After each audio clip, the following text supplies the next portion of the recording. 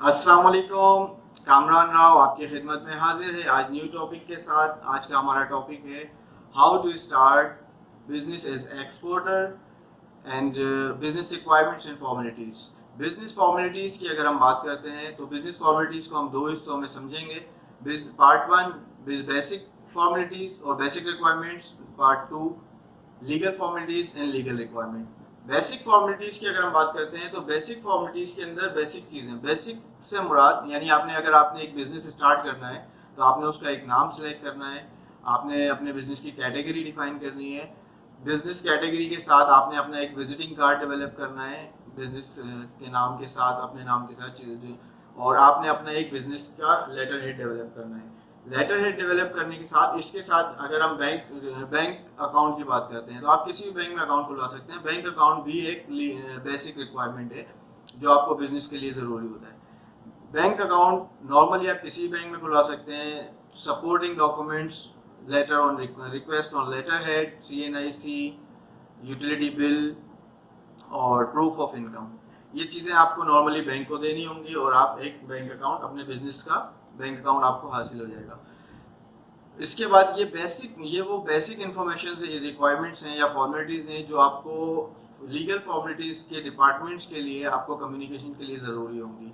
Legal formalities की अगर हम बात करते हैं, लीगल फॉर्मेलिटीज़ में नंबर वन है नेशनल टैक्स नंबर यानी NTN रजिस्ट्रेशन। NTN रजिस्ट्रेशन के लिए आपने अपना फॉर्म 181 फिल करना होता है। You can get link from description. उसके बाद आप बिजनेस की इंफॉर्मेशन होती है। एक्सपोर्टर बिजनेस रजिस्ट्रेशन के लिए ज़रूरी आपको सेल्स टैक्स रजिस्ट्रेशन में रजिस्ट्रेशन करवाना। सेल्स टैक्स रजिस्ट्रेशन के लिए आपने अपने बिजनेस की इंफॉर्मेशन और सपोर्टिंग डॉक्यूमेंट्स आपने फॉर्म 14 फिल करना होता है। You can also get link और हेल्प लिंक इन डिस्क्रिप्शन। आप उससे मज़ीद मालूमात और इन्फॉर्मेशन हासिल कर सकते हैं।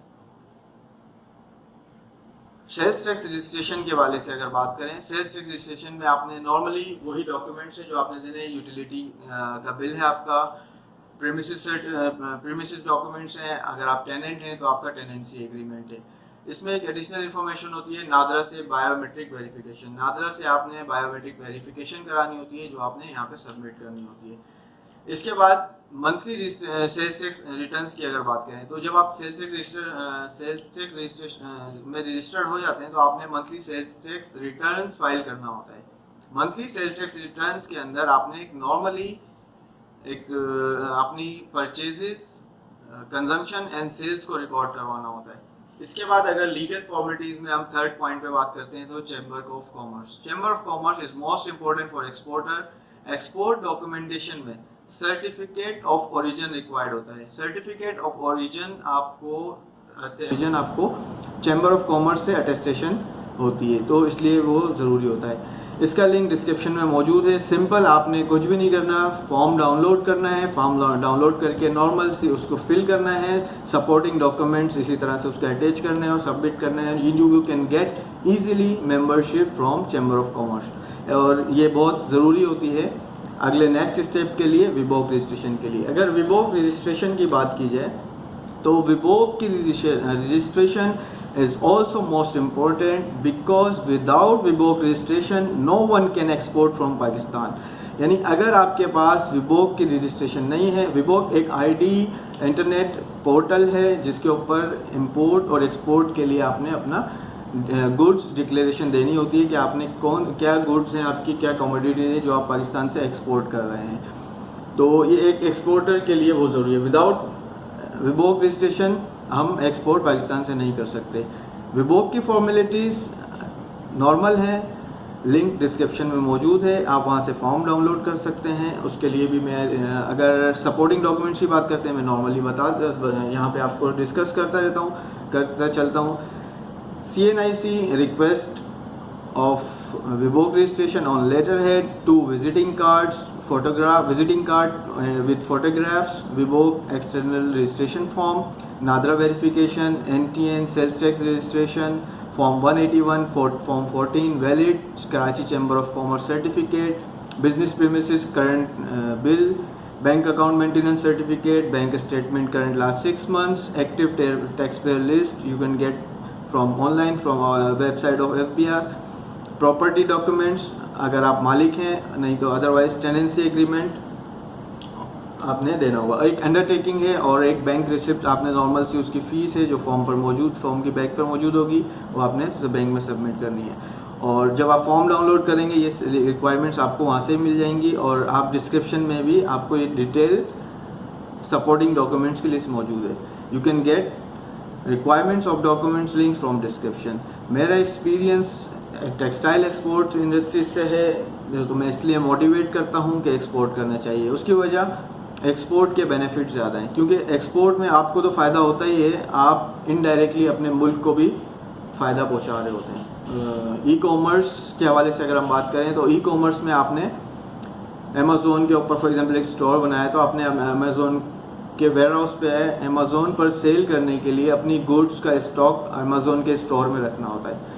तो उसके लिए आपको यहाँ से पाकिस्तान से चीज़ों को एक्सपोर्ट करना होता है। अगर आप प्रॉपर एक्सपोर्ट करते हैं और आप अपनी सेल को ई कॉमर्स एक्सपर्टीज़ रखते हैं और आप अपनी सेल्स इंक्रीज़ कर लेते हैं, तो आप एक आहिस्ता आहिस्ता लो इन्वेस्टमेंट से अच्छे एक्सपोर्ट बिज़नेस की तरफ आ जाएंगे। और जब आप एक अच्छे एक्सपोर्ट बिज़नेस की तरफ आएंगे तो फिर आप से रोज़गार के मौके भी निकलेंगे और दूसरे भी नहीं।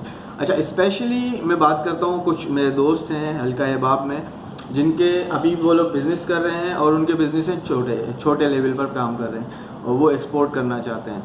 तो कुछ लोग फॉर्मेलिटीज़ की और इस तरह की रिक्वायरमेंट्स की वजह से आगे नहीं आते हैं। मेरी उन लोगों से, दोस्तों से गुजारिश है कि जो एक्सपर्टीज़ आपके पास हैं, आपके पास बिज़नेस एक्सपर्टीज़ हैं, आप मार्केटिंग कर सकते हैं, आप बिज़नेस कर सकते हैं, तो आप बिज़नेस एक्सपर्टीज़, जो आपके पास एक्सपर्टीज़ नहीं है, अगर आपके पास इस तरह की लीगल फॉर्मेलिटीज़ की या कोई एक्सपर्टीज़ नहीं है, आप हायर कर सकते हैं। सेल्स टैक्स के लिए, इनकम टैक्स के लिए एक कंसल्टेंसी आप इजीली हायर कर सकते हैं, जो कि आपकी वीकनेस को या जो आप जिस चीज़ में आप नहीं डायरेक्टली इन्वॉल्व होना चाह रहे उस चीज़ को फुलफ़िल करेगी और इजीली आप उसको मीट कर पाएंगे। पाकिस्तान में बिज़नेस मोटिवेशन के हवाले से अगर बात की जाए तो मोटिवेशनल स्पीकर्स काम कर रहे हैं जो कि थिंक डेवलप करते हैं कि नौकरी से बाहर आकर बिज़नेस के बारे में सोचें। बहुत अच्छी सोच है और पाकिस्तान के लिए बहुत ज़रूरी है। उम्मीद है आप लोगों को मेरी वीडियो पसंद आई होगी। हो सकता है कि किसी के लिए हेल्पफुल हो। मैं समझता हूँ अगर फॉर एग्ज़ाम्पल ये वीडियो 100 व्यूज़ इसके आते हैं, तो उसमें से अगर किसी एक को भी इस वीडियो से इंस्पायरेशन मिलती है या किसी को हेल्प मिलती है, तो ये मेरी कामयाबी होगी। अपना बहुत ख्याल रखिएगा। न्यू टॉपिक्स के साथ हाजिर होंगे।